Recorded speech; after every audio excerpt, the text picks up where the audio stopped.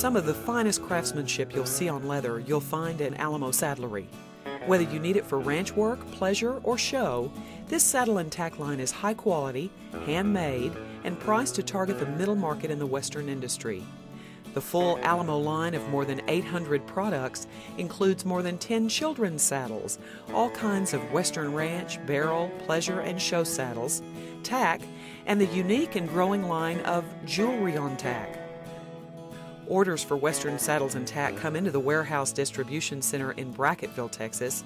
They're shipped out to thousands of dealers across the United States and abroad, to Germany, Australia, Canada, Belgium, Venezuela, and Italy, to name a few. The shipping department stays busy.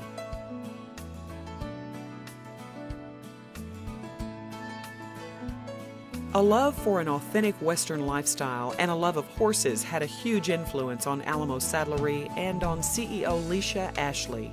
She grew up in Southwest Texas and is a granddaughter of true Texas history. Her grandparents, Virginia Shahan and the late Happy Shahan, built this old Western town for John Wayne's epic, The Alamo, filmed here in 1959. Alamo Village provided the first 10-by-30 work stall for her family's company, Alamo Saddlery. The company began on a handshake between her father, Hadley Wardlaw, and the late Roy Martin, who had been manufacturing Western saddles and tack for more than 30 years. At that time, we knew that Roy was something special. People would come to him and talk to him, and he knew everybody in the business. If it hadn't been for Roy, we would never been able to do what we've done today.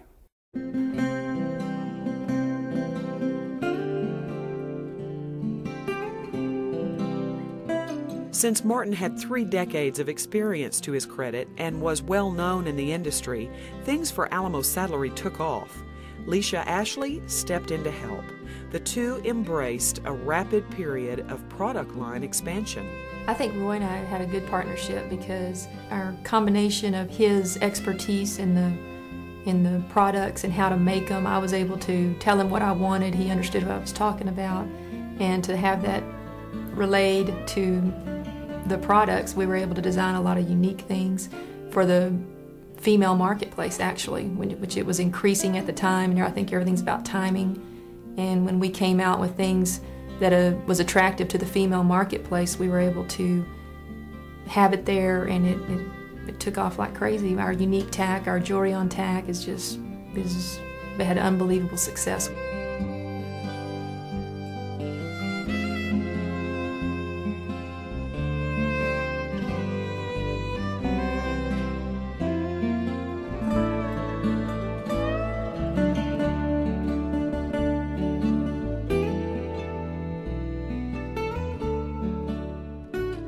Our children's saddles, I think, are very well known in the market. I think that's our niche in the market.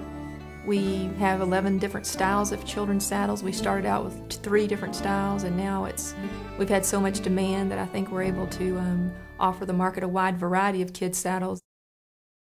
Growing demand for this high-quality, mid-price line is what keeps things at the factory busy.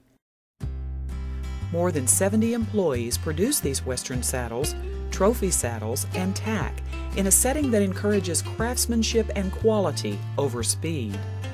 It starts with the tree, which forms the foundation of the saddle. They're always rawhide-wrapped hardwood trees or rawhide trees. Leather is carefully cut for each saddle style, one piece at a time. The first cut is critical to the saddle's quality. Slow and special care is given to forming the seat of the saddle. No staples or staple guns are ever used on Alamo Saddlery products. Everything on saddles is hand-nailed or screwed, and all tack loops are hand-sewn. Horns are prepared slowly for hand stitching. Some of the finest braiders in the business spend all day hand-plating the horns, 16 strands of leather at a time, one after another. And the tooling? It speaks for itself.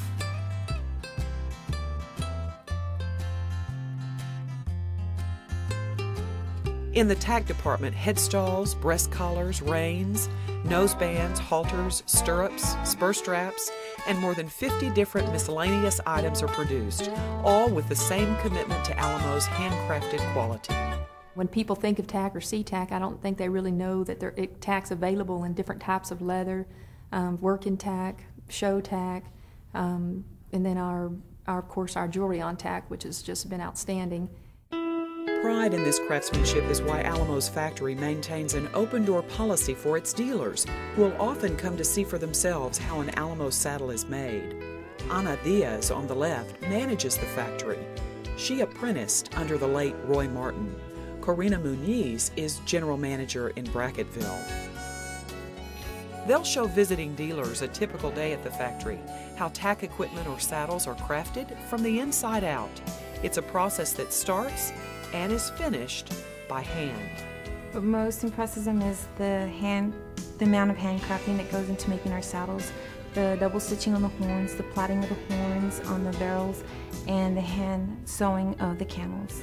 We don't have that many number of saddles coming off an assembly line because we put so much into handcrafting our saddles and pay so much detail into our saddles. And we use nails and we don't use any staples. While the products get special attention, so do the dealers who carry these products in their stores. Corina Muniz is Alamo's general manager, who has been with Alamo since 1998. All of us at Alamo Saddlery, we feel like family, and we like to think that that camaraderie carries over to our dealers. Not only do we build relationships with them, but we gain their trust by personalizing their customer service. Our dealers are our lifeline, so we want to make sure they are happy. Alamo Saddlery, this is Tanya. Can I help you? Those dealers get personal attention from the employees in the customer service department, who spend as much time on the phone as they need. Dealers are never required to place a minimum order. How many would you like to order today? Dealers also get notices of monthly specials or sales, so phone contact is made at least once a month.